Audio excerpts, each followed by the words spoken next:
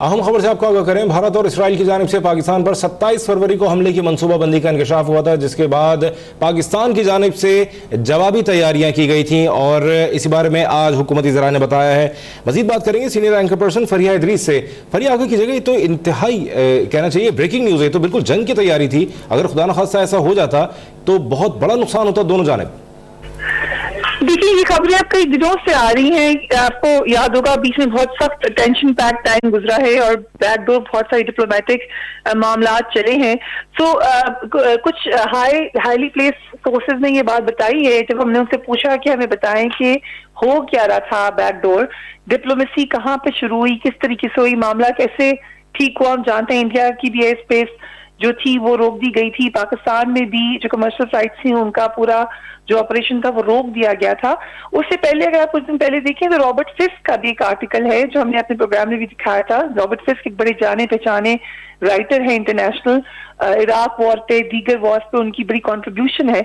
उन्होंने भी article New York times में लिखा था, इंडिपेंडेंट अखबार में बरतानिया के लिखा था कि इजरायली इम्प्रिंट्स नजर आ रहे हैं भारत की जारहियत के पीछे। ये भी हम जानते हैं कि यूनाइटेड नेशंस का एक बड़ा वाज़ेह कानून है जिसके तहत कोई भी मुल्क किसी दूसरे मुल्क की एयर स्पेस वायलेट नहीं कर सकता।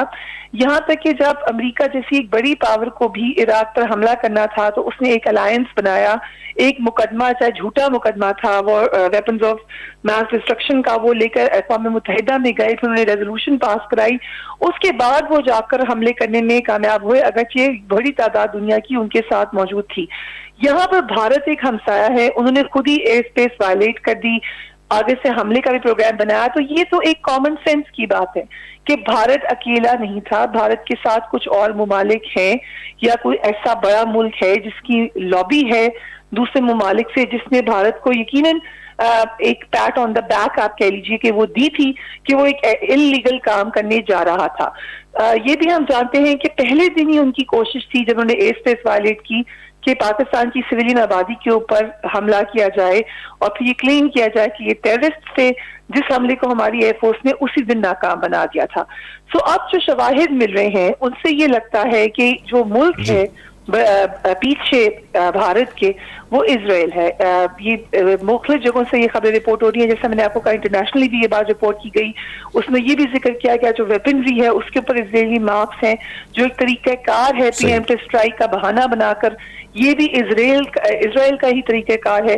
तो ऐसे बहुत सारी बातें हैं जिससे ये बात नजर आ रही है। ये भी बात समझना पड़ेगी कि पिछले कुछ अरसे में भारत की अमेरिका के साथ बहुत शुक्रिया फरिया इदरीस इस बारे में बात करने का।